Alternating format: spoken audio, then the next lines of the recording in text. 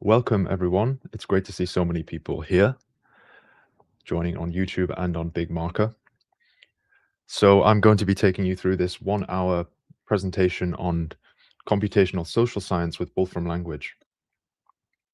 I'd very much encourage you to ask any questions you have in the chat, download the notebook if you can, and really get to grips with the examples today.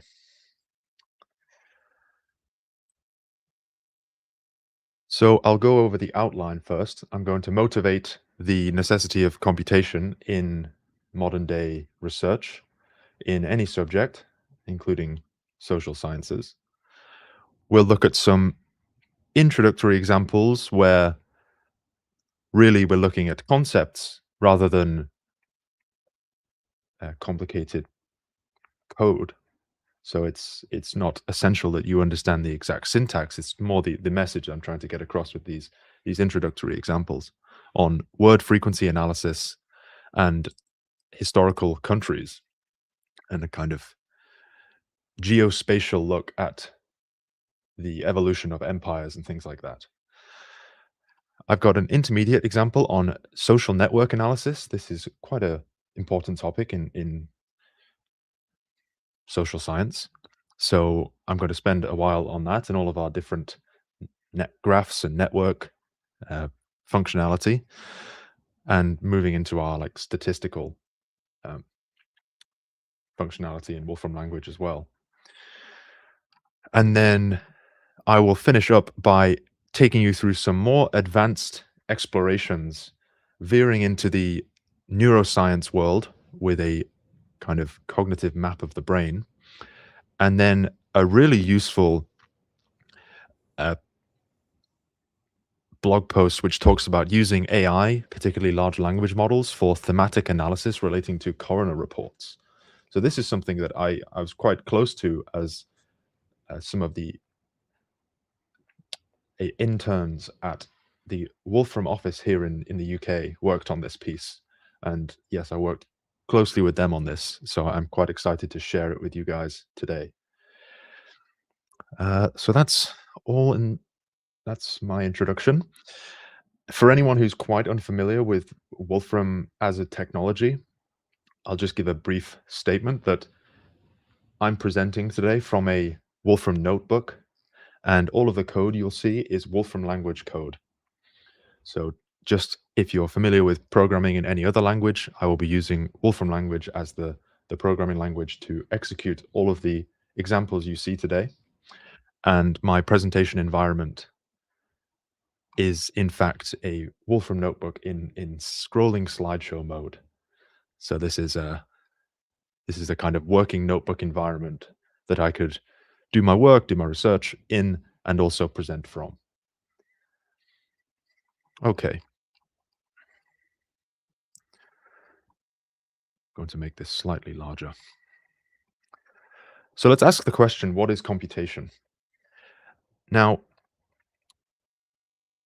when you're entering a field, you might think, I need to stick to very specific fields that I'm going to focus on. So I'm going to pay very close attention to phenomena like social network analysis or behavioral economics or RCTs, randomized controlled trials, or game theory, or any of these things listed here.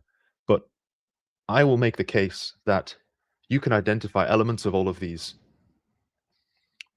subfields or phenomena to which computation is very relevant.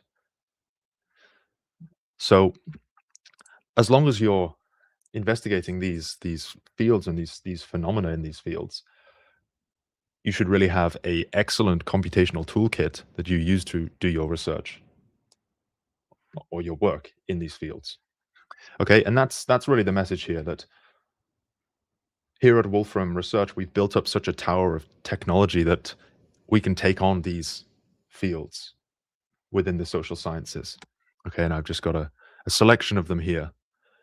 Perhaps some of them are relevant to you watching in your work. And I actually have a poll that I'm going to start now, just asking you guys on Big Marker, which of the following fields do you associate with computational social science. If you think we've missed one in those options, then feel free to use the Q&A to fill us in and suggest some things, because this is about getting feedback from you as well as sharing what we can do here. So that would be great if you could answer this poll.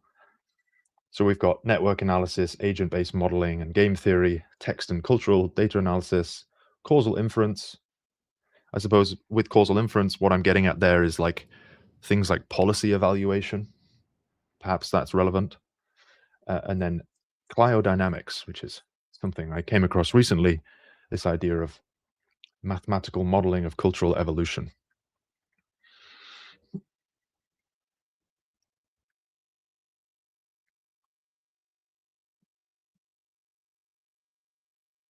Okay, so I'm seeing lots of responses here, quite a mixture.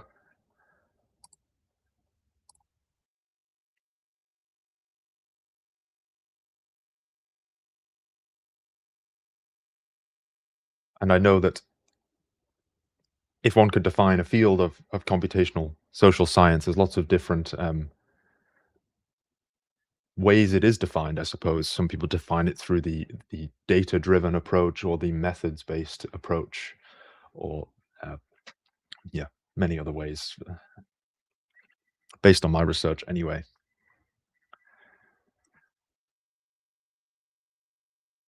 Okay, so it's quite the distribution between these options here, but none of them are getting 0 responses. So that suggests we've got quite a good set of options there. And it looks like we've reached the right people in terms of who we've got at this webinar. So that's great. Thank you for your answers.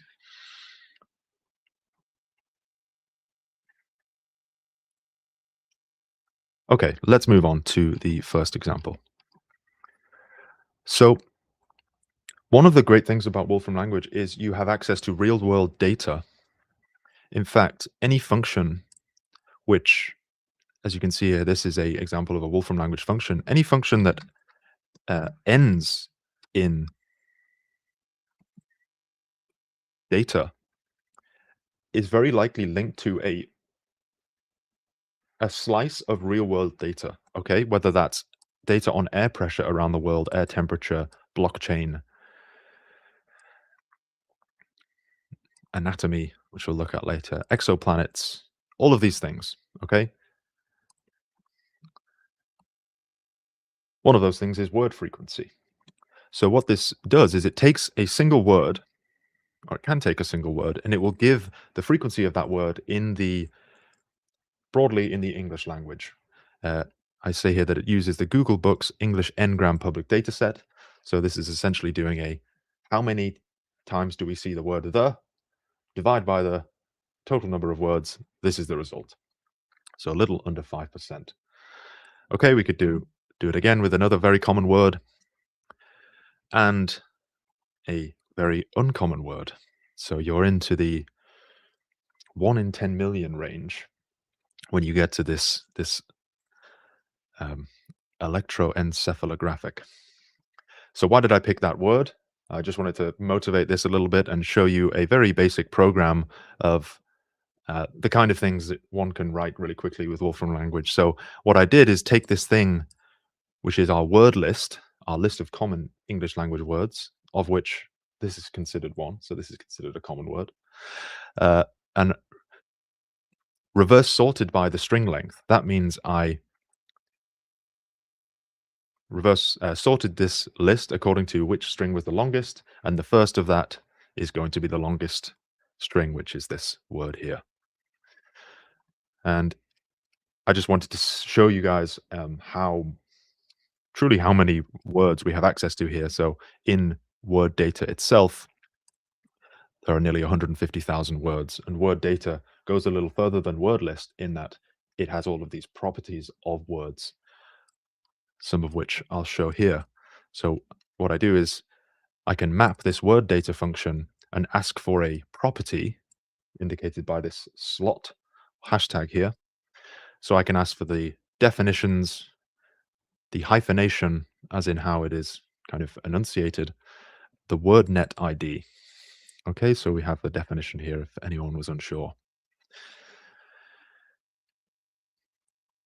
Okay, so very easy to go from idea, I want to find out something about a word, whether that be its frequency or its definition or some other property, and we can get that straight away. Okay, that's great. What if we want to add a temporal element here, a bit of longitudinal data? So we want some data on word frequency over time. Well, helpfully, we can actually provide to word frequency data a second argument of time series and then just give the list of dates. So here I'm asking for the word frequency data of the word monarchy from 1800 to 2000. Okay, and I get this time series object, which actually has a small infographic of what the plot would look like if I were to plot this. And I'm going to do that next, but also compare it to a related word in the world of politics. So I'm going to compare republic to monarchy over this same time period and use dateless plot, which takes this time series object and plots it because it knows that it's looking at kind of date or time and then value pairs. Okay, so as you can see here on the y-axis, we have a value of frequency like we were getting earlier. And you can kind of see that this is already a very rich piece of information for us here. We can see the changing attitudes of the changing times of whether we have republics or monarchies over the last 200 years or more.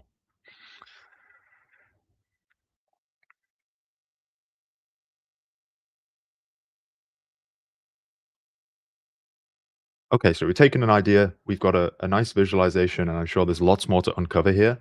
And this is just a basic look at what we can do with word frequency. So somewhere else the word frequency comes up is in novels, and the idea of kind of gauging some sense of the plot in a computational way based on the occurrence of words or things like semantic sentiment analysis or things like that. So what I've done here is define a function called relative heroes, which takes a book and we ask for the plain text of that book and ask for the word frequency of some characters, in this case, Sherlock Holmes and Dr. Watson. So this is that function in action essentially. So we've mapped it using association map over these four books, and these four books are called entities in the Wolfram language. So if you notice I hover over these, it will show entity, book, the sign of the four. So this is our information. We have a kind of nested association data structure here where our keys are the book entities and the values are another association with the characters and their frequencies.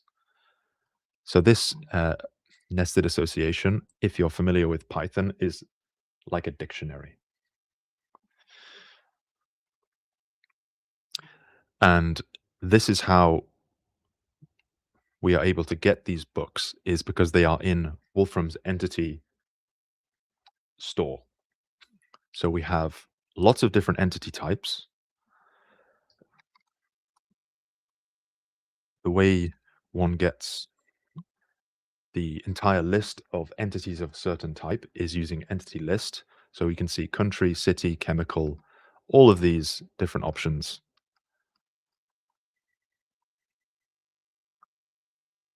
Comet, for example. So book is one of these, and we can check the length of this list, and we can see that there are over 12,000 books that we have in this data set. We could also use something like random entity to get a random book if we wanted. So this is always a nice one to know if you just want a quick thing to test in your work. Okay, so now we've got some data. We've generated this. It's only 4 data points ultimately, but it's going to give us some insight into the frequency of mentioning each of these characters in these books. So what we can do is make a list plot of these pairs. And what we're essentially doing in XY space is Dr. Watson on the y-axis and Sherlock Holmes on the x-axis. This is a little bit big. Make it smaller. And we've also plotted with a dashed line, the line y equals x. So this would be the line the data points followed if they were mentioned the exact same amount. And we can see in all of the books that, well, Sherlock Holmes is mentioned more frequently, as they are slightly to the right of this y equals x line. And these have been annotated with what's called a call out in Wolfram language. So this is a way you can annotate your plots with the name of the book. And you should also, if you're interested in ways of presenting, you could look at a function like labeling function, which is another way you can kind of customize these plotting functionality. Lots of the styling of plots today, you can see it's kind of packaged up inside this iconized object called plot options. So if you really want, you can uniconize this and see all of the styling functions I've used for the plots. But I can just Control Z and get this back in an iconized form. When I say iconized, I mean it has gone through the function iconize. Okay.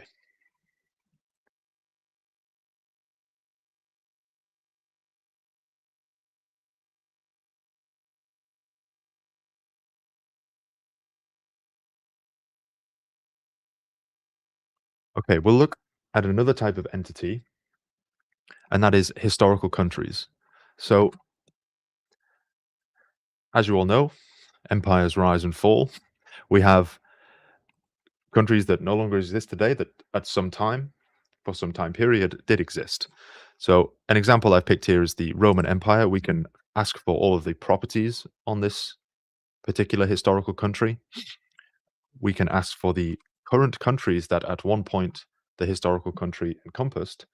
So this is kind of taking from a different entity store now. It's saying which elements of the entity list of a country were encompassed by this entity that is a historical country. Again, I can show the random entity function at work, and we can see we can get this United Provinces of Central Italy. Equally valid. Maybe there's less information on it because you can see it's only a shorter time period here, and probably not as famous as the Roman Empire, but still, this will have its own properties.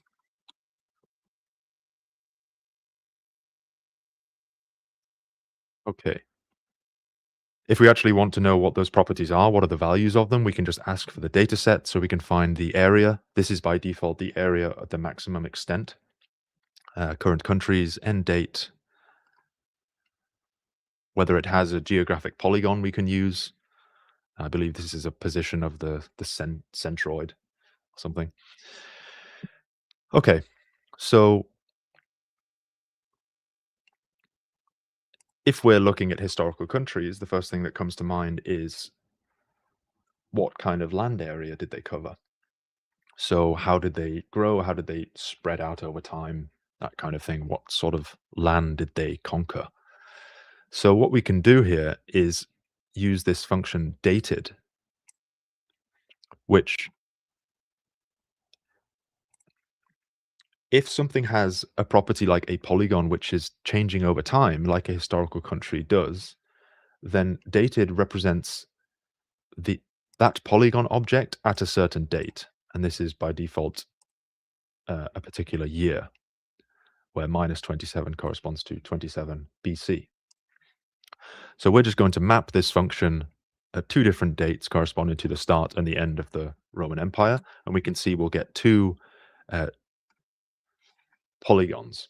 So this might actually look like an unevaluated piece of code, but this is kind of by design. So what has happened here is geoposition is a symbolic object representing geographic positions.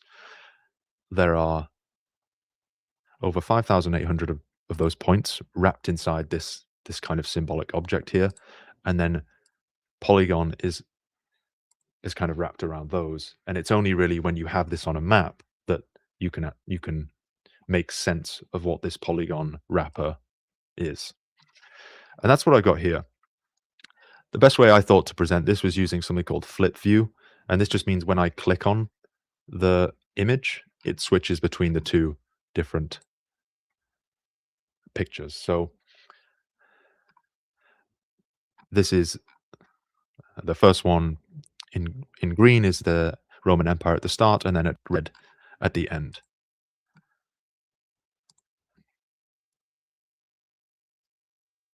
Okay.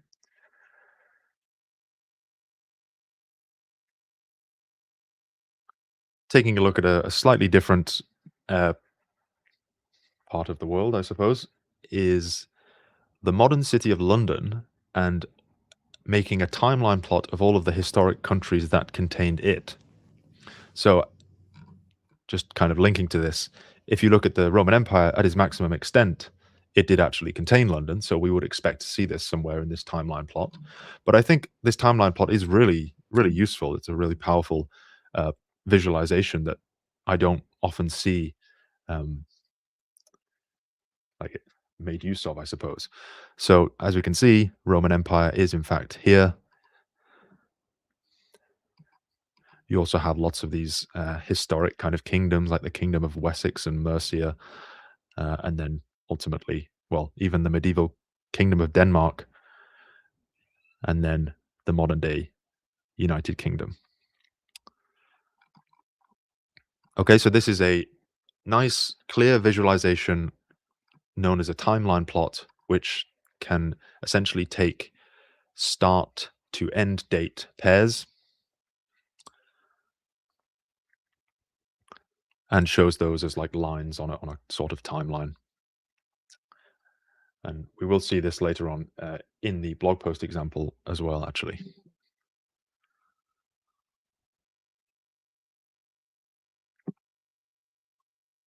But I'm always quite impressed by the very short amount of code that is required to make a visualization like this. And then this visualization itself is actually interactive, so it has things like a tooltip showing us the code to get this entity if we wanted to. And I'm sure we could add, well, we could add anything to this tooltip if we wanted. Okay, and then finally, I've kind of got an interesting example here that's actually a resource function on our Wolfram function repository. So I can just open this in a new tab. What I did was hover over the resource function and then click this orange button to take you to the web page. So this is an example of a resource function someone has submitted that is not part of the core Wolfram language, but is something available to all users if you've updated your software. And this animates a historical country's territory over time. So the example I chose here is the Mongol Empire from, well, we can see the years here, and we actually have this in a nice manipulatable interface that you can slide along or just press play and let it play out.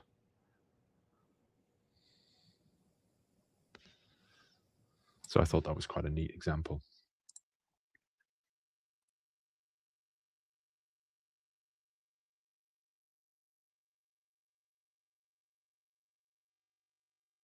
Okay. If you find that the notebook you're in might run a bit slowly, you could always select this cell and delete it because it is quite a bulky output.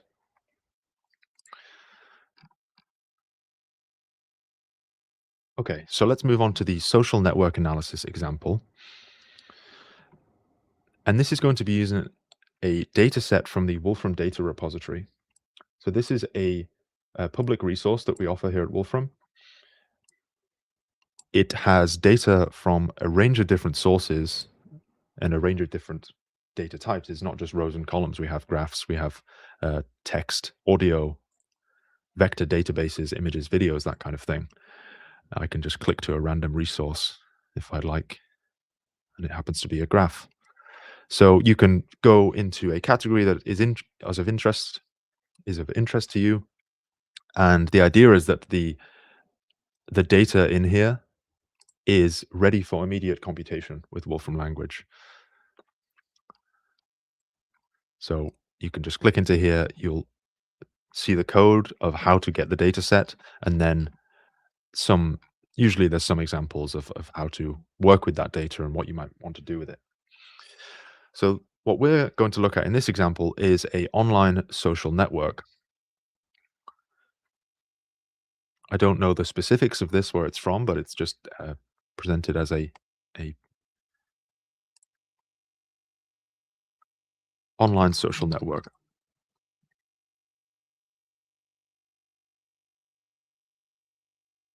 Yes, I don't think the specifics are relevant.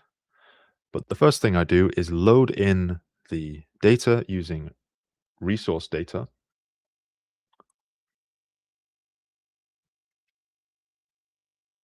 So because the Wolfram language knows what's in the Wolfram data repository, it's straightforward enough to just query according to what is the name of that resource. And then we have this symbolic object representing the network. Okay, so we have a graph. As you can see, there's nearly 2,000 vertices and over 20,000 edges. That's actually why it hasn't rendered in the front end as a graph. We'd have to use graph plot in order to do that. So that's what I do next. I use graph plot along with rasterize to make sure uh, it doesn't spend too much computational power trying to render this as a graph. So for those of you who are interested in the kind of code behind this, I can check the head of this output and see that it is an image instead of a graph because it has been rasterized. Okay, so first port of call when looking at a graph like this might be, okay, who is the most popular sender and receiver of messages, emails, mentions, that kind of thing? And what we can do there is find the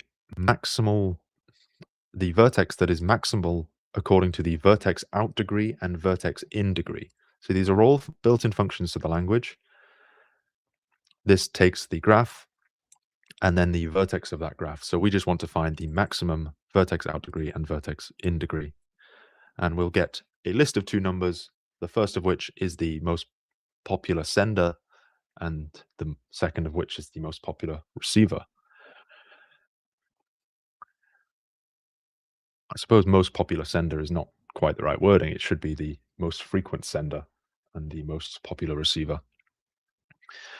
Okay, so that's great. That's a bit of information about our graph.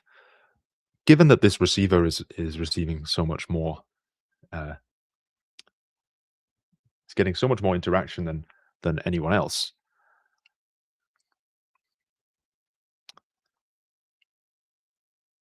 I suppose we could find that out actually. So we could do something like,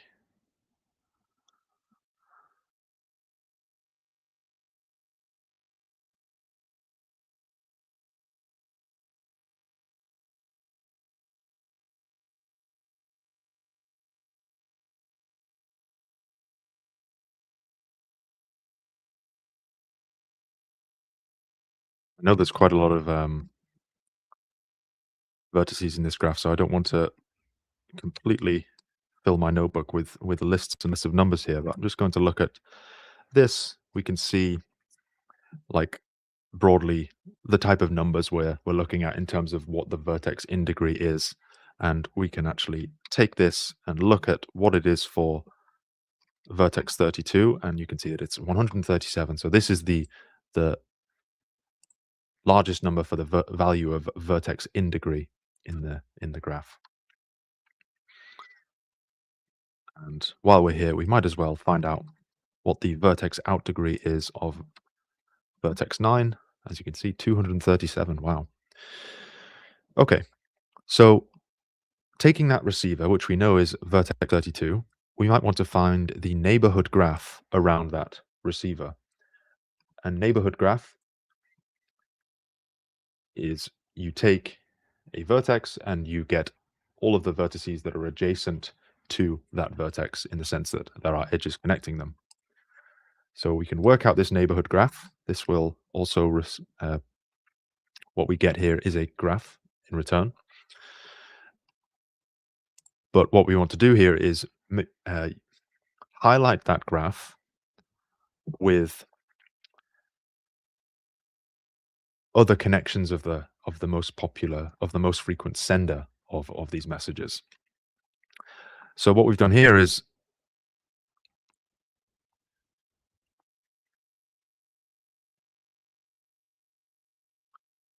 we've styled certain elements of the graph yellow and certain elements red, and changed the vertex size of those vertices as well. And this is helpful to get a nice picture of what's actually going on here. So you can see the receiver is here in red, and you can see the vertices that have also received, let's call it messages from this sender, this vertex 9. Okay, and this is not just a picture, by the way. This is also a graph object, so we could do operations on this graph. Just even though it's styled, the fact that it is styled does not take away from its kind of interactivity and computability. And I wanted to mention a couple of other like graph operations that you might typically do on these graphs. So here I'm asking for the graph reciprocity of G, and you can see that around 60% of people who received a message from someone also sent one to that same someone. Okay, we also have something like graph assortativity of G. Oh, wow, we get quite an interesting exact form for that. And if you're curious about some other kind of graph measures we might be able to do, you could just use this, but one must be careful that you're not getting things that start with graphics and things. So we've looked at graph reciprocity. Graph density we could take a look at as well. And if I want a numeric value, I can just use the n function. Graph density, if I remember correctly, is, let's check something. Yes, is essentially how connected is the graph, where 1 would be a fully connected graph where every vertex was connected to every other vertex. Okay, let's press on a bit. So we can, as I said, do operations on this neighborhood graph. And we're going to use this annotation value function to extract only the connections in which at least 20 messages have been exchanged. So we're going to expect some to be filtered out here and culled, and we can see the result. And we inherit the yellow styling of these edges here. So I think this is really interesting. I mean, straight away we've kind of identified the most frequent sender of messages and the most popular receiver of messages. We've mapped out a sort of local neighborhood around that most popular receiver. Layered on top of that the sender and their messages, and then done some kind of filtering according to the annotation value of those edges.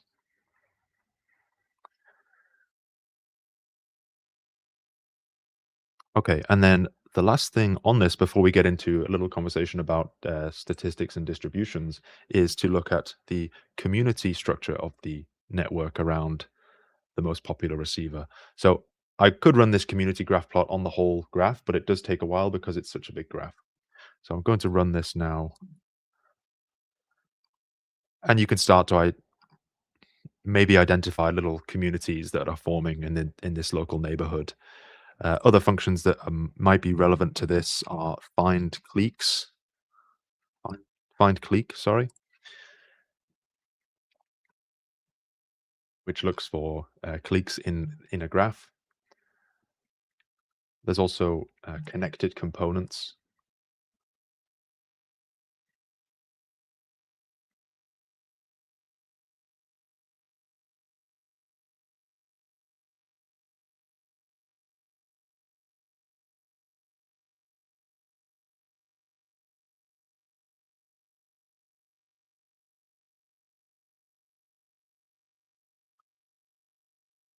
And yes, find graph communities.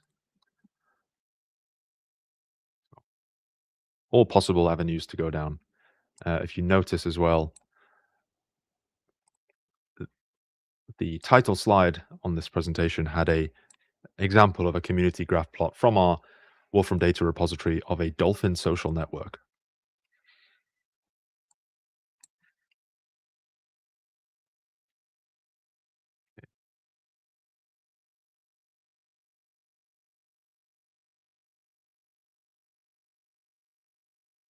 So going a little bit deeper into the idea of what is the distribution of vertex degrees of all of these nodes. Okay, we looked a bit at vertex in degree and vertex out degree, but we can just kind of ignore the directedness and look at vertex degree. So a common thing to do here is to make a log-log plot of the vertex degree of all of the nodes in the network and kind of see if it follows a sort of linear pattern. Because what that would indicate is that the degrees of the nodes follows a power law. And this is actually something that's well studied in network analysis. And I believe that networks of this kind are often called scale free. So I think this is quite a common topic in network analysis, and it is quite disputed actually how many networks are truly scale free and how many follow power laws like this. So some of you watching may be more clued up on this stuff than me, but this is just a little brief look at that. And by all means, give your feedback if you have suggestions or questions. So you can kind of see broadly a sort of linear pattern here. We're in a log-log plot of a tally of the vertex degrees. And we can go a step further and actually use, like, sort of try and find a distribution that fits these vertex degrees. And what I'm going to suggest to do here is use find distribution. So this is where you just throw data at this function find distribution, and it will try and find a distribution that matches the data. So I can run this and I'll get a log series distribution, which it itself is a function in the Wolfram language describing symbolically a distribution. So we can go and look at the documentation page for that. If you already have an idea of the distribution that you're kind of looking for, you might do something like, uh, like this, and already provide a distribution to estimate a distribution, and then it will try and essentially estimate what that distribution is from the data you give it. But I'm going to press on with this distribution that was found with find distribution here, and we can use a quantile plot to kind of compare the data with the distribution. So for those of you who have perhaps used R, the software, this is a QQ plot. This is kind of the Wolfram language equivalent of that, which if these data points were to exist kind of on this y equals x line, that would indicate a very good description of the data by the distribution. Okay, and then finishing this off, we'll use distribution fit test with our data and our distribution. So this will actually run some statistical tests and give us the test conclusion. And you can see here that the null hypothesis that the data is distributed according to that distribution is actually rejected based on this Pearson chi-squared test. And we can look at the actual test statistic and the p-value as well. So it turns out that despite being found by find distribution, this distribution was still not accurate enough a picture to pass with any significance. And I've got a little summary statement about why I think that is.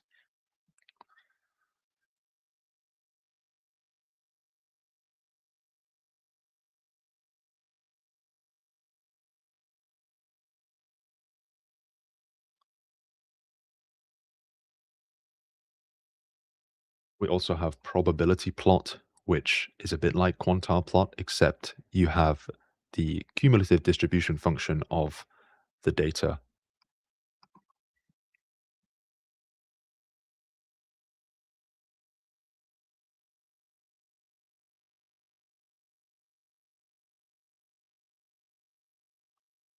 Okay, so that was a very brief look at some of our statistical capabilities, and they are incredibly vast. I mean, just even looking at the number of distributions we support, quite like doing this, but if you do a string pattern search for distribution, you can see all of these distribution, both discrete and continuous, that one might uh, be working with.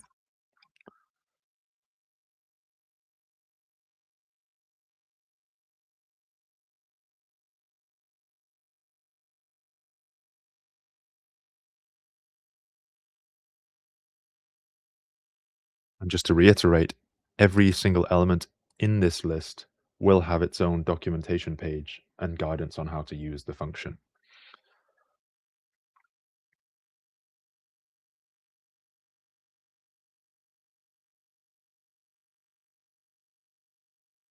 Take this as an example. Just hovering over this, clicking the I will take you to the documentation page, and then that has everything you need to know.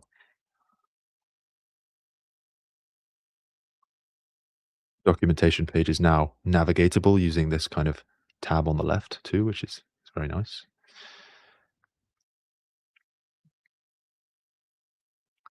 Okay, so I've got about 17 minutes left.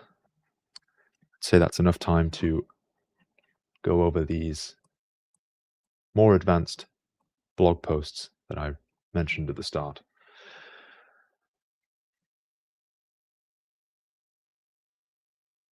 Okay, so this first example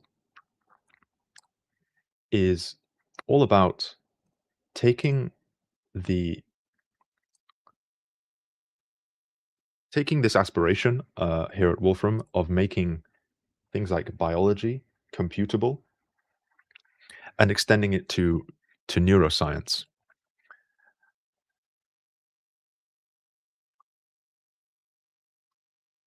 So we had a look at something earlier, things like anatomy data. So this is a very useful way of getting things like information on different parts of the human body.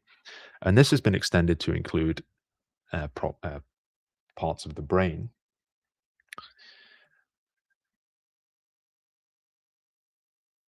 And using some really interesting kind of like functional programming constructs, as well as like knowledge of, uh, how the brain works, and even things like neuron connectivity, you can do a really interesting little investigation. And that's exactly what this blog post linked here takes you through. So I've only included a very small snapshot in this slide, but I really encourage you to go and read the blog post. It's also linked on the new Social and Behavioral Sciences webpage.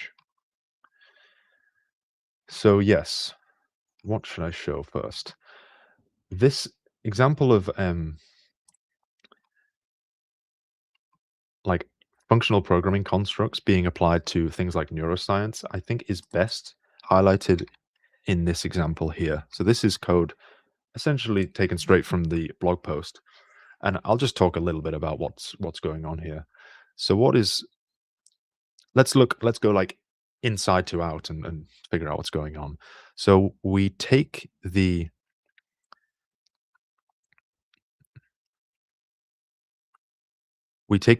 neuronal output property of this anatomical structure. Okay, so a this is an example of an entity property.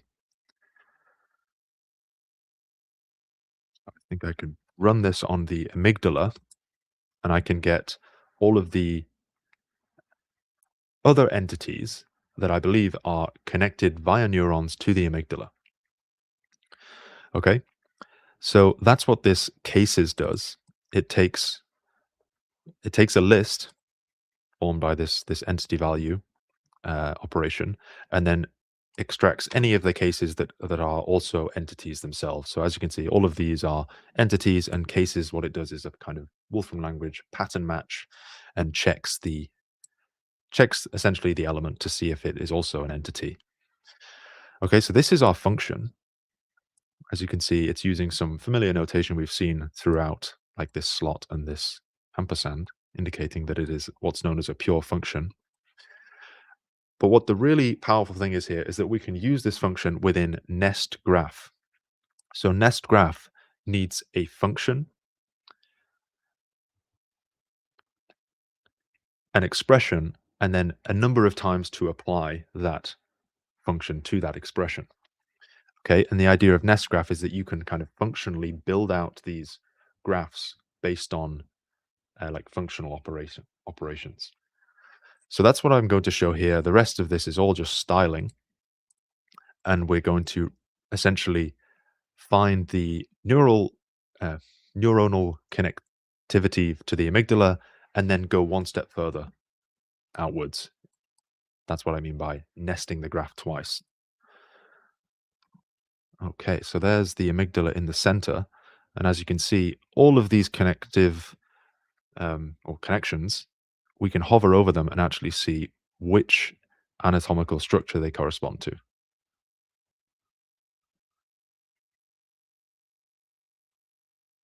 Okay, you can imagine swapping this out and only nesting the graph once, in which case you get like a much more a much smaller view of what is connected to the amygdala. But this is a really powerful visualization, I think, of using nest graph. Okay, I'll leave that in actually. And the other part of the blog post that I included is going from something really small scale like neuronal connectivity to the kind of macroscopic uses of different parts of the brain, which are, I guess, increasingly well known in the field of neuroscience. So we have this anatomical functional concept entity type, an example being decision making. So you can take something like decision making, find its definition, find the anatomical sites that are associated with it, and then lots of other properties as well.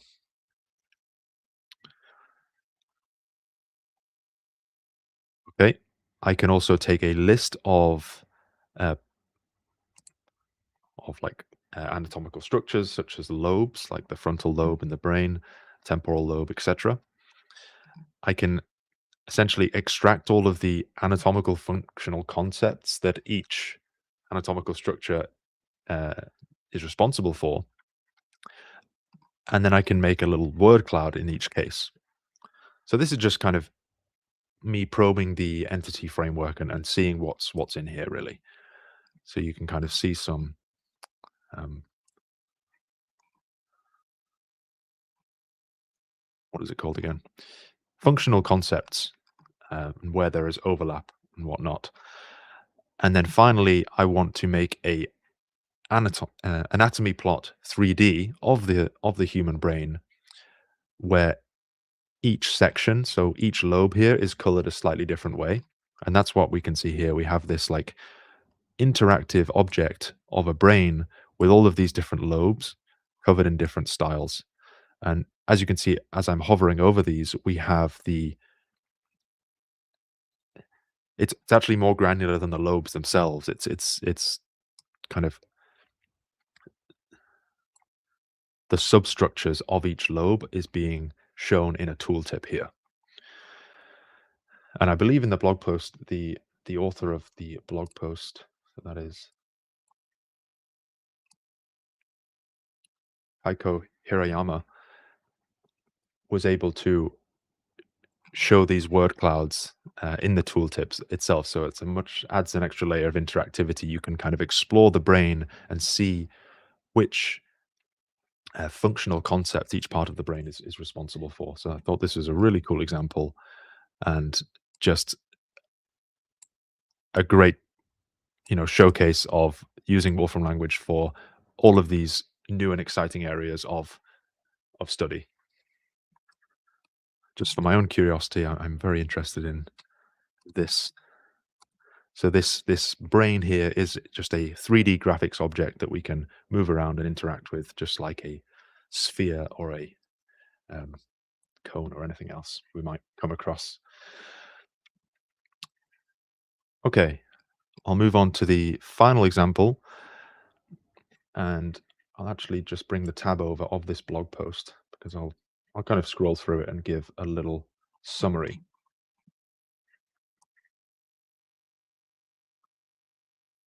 So the idea in this piece of work was to look at some uh, coroner reports. So this is like an investigation into what happened when someone passes away. Uh, these are known as prevention of future deaths forms. So the idea is like if there was something wrong with like how this person was cared for or communication issues or something like that, this can be flagged and then hopefully it doesn't happen again. So how do you analyze data like this is the real question. This is really hard. It's unstructured and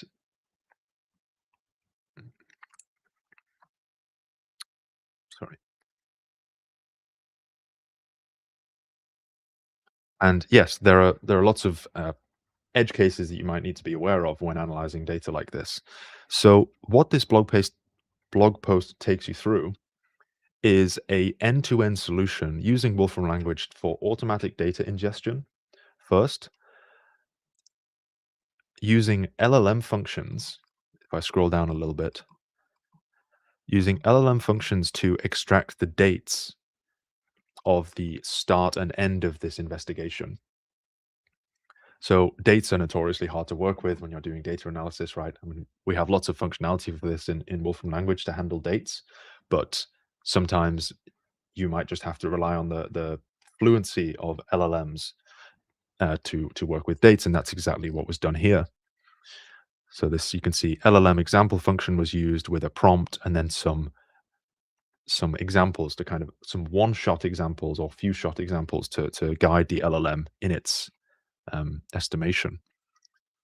Okay, so we've got dates. So we've seen taking unstructured data and turning it into something structured, like a set of dates. Then we've got a second use of LLMs in, there's that timeline plot again that I mentioned earlier. And you can do all sorts of analysis on that. A second use of the LLM was in categorizing the kind of reason given for the coroner report in the first place. So some of the categories shown here are like communication issues or lack of resources or something like that. So you can rely on, well, if you have the right prompt and you define a good ontology for your kind of interaction with the LLM, you can really exploit the fluency of LLMs, such as knowing like the semantic similarity of words and things like that. So this would is a good way and was shown to reproduce work that had already been done by trained academics. Okay, in terms of categorizing the reasons that this uh, that's the reasons that perhaps someone's like end of life treatment was not satisfactory, and then yes, reporting back and kind of iterating on this, and hopefully this ultimately improves things in future, saving people lots of time as well. So saving these academics who are going through this manually. So yes, that was the LLM function that was then applied to the textual data, and then you have data on your categories, and you can do all sorts of analysis on that, as shown by these charts here.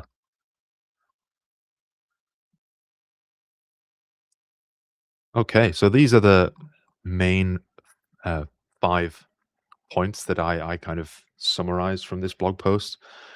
You can see here, and I've provided a link to some of our LLM functionality, which is really powerful. I mean, if you get chance, you should sign up to our notebook assistant and LLM kit, or use a API key to your LLM service of your choice, and you can start playing around with some LLM plus Wolfram language functionality. Yes, and if anyone has any deeper questions, is interested in this research that we do here at Wolfram in a kind of technical services or consulting capacity, then feel free to reach out.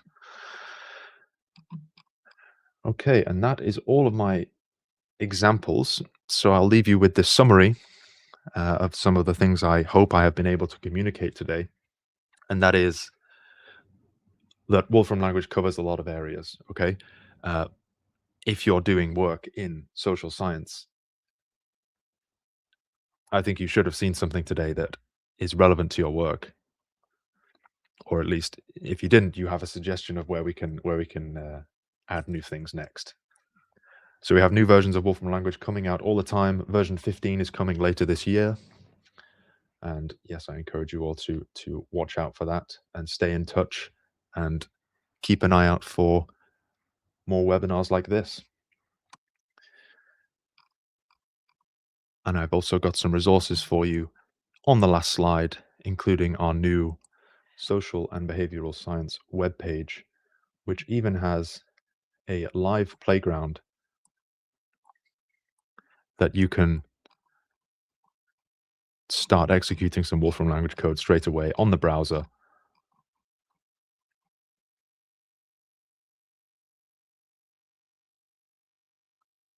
Okay, right. That's all from me. Thank you everyone for your attention. And